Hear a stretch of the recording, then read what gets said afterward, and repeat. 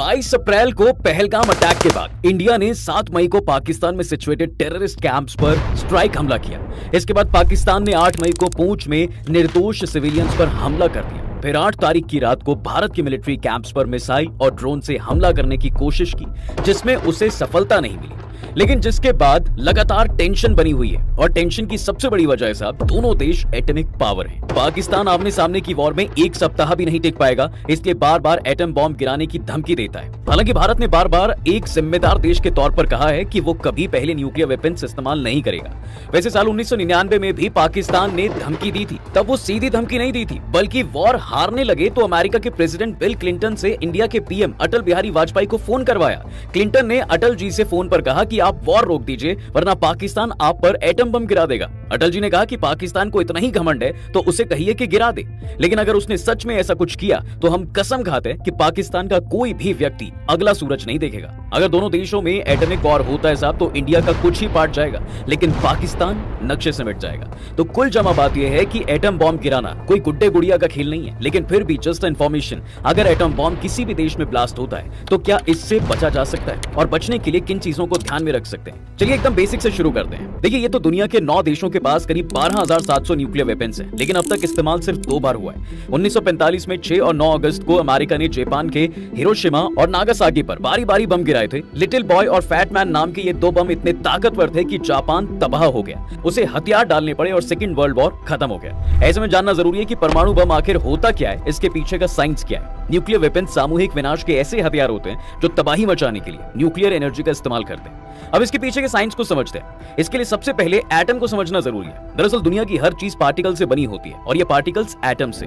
Atom में 3 जरूरी particle होते हैं, इलेक्ट्रॉन, प्रोटॉन और न्यूट्रॉन। प्रोटॉन और न्यूट्रॉन एटम के सेंटर में होते हैं और इलेक्ट्रॉन उसके चारों ओर घूमते हैं। इन छोटे से एटम्स में बहुत ज्यादा एनर्जी होती है, जिसे 2 तरीके से निकाला जा सकता है। न्यूक्लियस को तोड़कर, इस प्रोसेस को न्यूक्लियर फ्यूजन कहते हैं, और 2 न्यूक्लियस को जोड़कर, इसे भी न्यूक्लियर फ्यूजन ही कहा जाता है। फ्यूजन में जब न्यूट्रॉन से न्यूक्लियस को तोड़ा जाता है तो बहुत सारी एनर्जी निकलती है, फिर उससे निकले न्यूट्रॉन दूसरे एटम्स को तोड़ते हैं, जो जोरदार धमाका होता है, और इस तरीके से किए जाने वाले धमाके को ही एटम बॉम्ब कहते हैं। 16 जुलाई साल 1945 को अमेरिका के न्यू मैक्सिको में दुनिया का पहला न्यूक्लियर टेस्टिंग ओपेनहाइमर की देखरेख में हुआ था। तो अब सवाल यह है कि ये बॉम्ब कहीं गिरता है तो इसका नुकसान कैसे होता है। देखिए, एटॉमिक बॉम्ब धमाके के बाद उसके आसपास के इलाके का टेम्परेचर कई करोड़ डिग्री सेंटीग्रेड तक पहुंच जाता है। धमाके के 10 किलोमीटर के एरिया में एक अलग तरह की हीट पैदा होती है जो इंसान के सभी टिश्यू को स्टीम बना देती है। किसी बिल्डिंग में शरण लिए लोग विस्फोट से पैदा हुई शॉक वेव और हीट से मारे जाते हैं, क्योंकि इमारत ढह जाती है और उसमें मौजूद सभी फ्लेमेबल सब्सटेंसेस में आग लग जाती है। अंडरग्राउंड जगह में शरण लेने वाले सभी लोग भले ही आग से बच जाएं,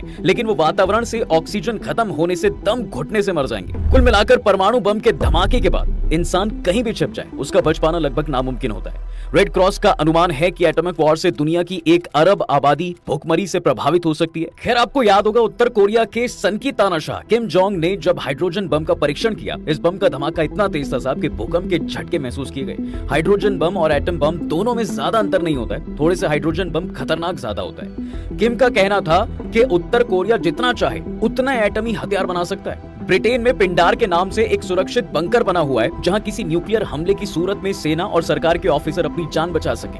न्यूक्लियर वॉर के दौरान और जंग के बाद मची तबाही के वक्त भी यहां से तमाम सरकारी काम चलते रहेंगे। यहां सरकारी अमला और सैनिक महफूज रहेंगे, लेकिन आम जनता को सुरक्षित रखने के लिए सरकार की क्या तैयारी है।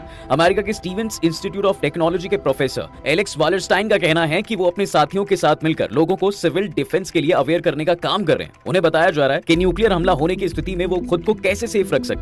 अपने एक प्रोजेक्ट के तहत वालरस्टाइन ने एक न्यूक मैप बनाया था। इसमें गूगल मैप जैसे नक्शे के जरिए बताने की कोशिश की गई थी कि एटमी हमला होने पर कहां-कहां उसका असर पड़ेगा। दूसरे प्रोजेक्ट के तहत लोगों को परमाणु हमले के असर से खुद को बचाने के उपाय बताए जाएंगे। अब सबसे बुनियादी मशवरा तो यही है कि लोग घरों के अंदर ही रहें, लेकिन परमाणु हमले की सूरत में सारा माहौल ही उसकी चपेट में आ जाता है। फिर चाहे कोई घर के अंदर रहे या बाहर, असर तो होगा ही। हाँ, इतना जरूर है साहब कि अगर आप खुद को बिल्डिंग के अंदर लंबे वक्त के लिए कैद कर लेते हैं तो रेडिएशन की भारी असर से खुद को बचा सकते हैं। वैसे कुछ सावधान सावधानी बरतने से इसके इफेक्ट से काफी हद तक बचा भी जा सकता है। न्यूक्लियर एक्सप्लोजन पर रेडियो एक्टिव ब्लास्ट होता है, ऐसे में आप विस्फोट से जितनी दूर होंगे उतने ही सुरक्षित होंगे, लेकिन शायद हमले के समय यह तय करना लोगों के हाथ में नहीं होता है। ऐसे में जरूरी है कि विस्फोट के समय अपने आसपास एक सुरक्षा शील्ड को चुनें। कंक्रीट, ईंटें, पैक की गई मिट्टी और यहाँ तक कि मोटी किताबें भी जोखिम को कम कर सकती हैं। विस्फोट के बाद रेडिएशन का स्तर तेजी से गिरता है। पहले 2 सप्ताह के दौरान ये सबसे खतरनाक होता है, उसके बाद ये अपने बेसिक लेवल का लगभग 1% रह जाता है। परमाणु हमले के खतरे को देखते हुए साहब एक आपातकालीन किट तैयार करें। इसमें पानी, भोजन, दवाइयां, फ्लैशलाइट और रेडियो जैसी जरूरी चीजों को जमा करें। वैसे आपको ये भी बता दूं कि परमाणु हमले से बचने के लिए ऑस्ट्रेलिया और न्यूजीलैंड सबसे सुरक्षित देश है। वहीं अगर किसी वजह से दुनिया की आबादी खत्म होने के कगार पर पहुंच भी जाती है तो यही देश है जो उसे वापस अस्तित्व में ला सकते हैं। दरअसल एक जर्नल रिस्क एनालिसिस ने हाल ही में एक स्टडी की थी जिसमें ये बातें सामने आई हैं। स्टडी में ये भी बताया गया है कि अगर न्यूक्लियर हमले के अलावा कभी पृथ्वी पर सुपर वोल्केनो फटने से या किसी एस्टेरॉइड के टकराने से रोशनी की कमी हो जाती है तो खाना पैदा करने में पूरी दुनिया में सबसे ज्यादा काबिल देश Australia, New Zealand, Iceland, Solomon Island और वैनुआतु रहेंगे। चलिए अब जानते हैं कि सबसे ज्यादा किस देश के पास एटम बम है। सबसे पहले रूस, करीब 5580 एटम बम, मतलब अकेले ये देश पूरी दुनिया को कई बार तबाह कर सकता है। फिर आता है अमेरिका, 5044 एटम बम, बस रूस से थोड़ा कम लेकिन बराबर खतरनाक। फिर है चीन, तेजी से बढ़ता पावर, 500 एटम बम और ये नंबर हर साल बढ़ रहा है। अब बात करें भारत और पाकिस्तान की तो भारत के पास 172 बम है, पाकिस्तान के पास 170, मतलब बराबरी की टक्कर। जाते जाते आपको एक बात और बता दूं कि जिस एटम से पूरी दुनिया थर्रा गई उसे बनाने का सुझाव महान साइंटिस्ट एल्बर्ट आइंस्टीन ने दिया था। हालांकि उनकी मंशा दुनिया की बेहतरी थी, तबाही नहीं। ऐसा उन्होंने हिटलर की ताकत को रोकने के लिए किया था। दरअसल अमेरिका को एल्बर्ट आइंस्टीन ने एटम बम बनाने का सुझाव ये कहकर दिया था कि हिटलर के पतन के लिए परमाणु हथियार की जरूरत होगी। उन्होंने ये आशंका भी जताई थी कि अगर अमेरिका ये बम नहीं बनाएगा तो हिटलर बना लेगा, जो पूरी दुनिया के लिए ज्यादा खतरनाक साबित होगा। हम यहाँ पर यह भी बता दें कि भले ही आइंस्टीन ने अमेरिका को एटम बम बनाने का सुझाव दिया, लेकिन इसके प्रोजेक्ट में उनका कोई हाथ नहीं था। बाकी आपको ये वीडियो कैसी लगी कमेंट में जरूर बताइएगा। हमारी वीडियो पसंद आई है तो हमारे चैनल को सब्सक्राइब करें। आखिर में सलाह यही है कि किसी भी तरह की फेक न्यूज पर ध्यान ना दें और सोशल मीडिया की बातों पर भरोसा ना करें। फेक न्यूज को क्रॉस चेक जरूर कर लें। जय हिंद, जय भारत।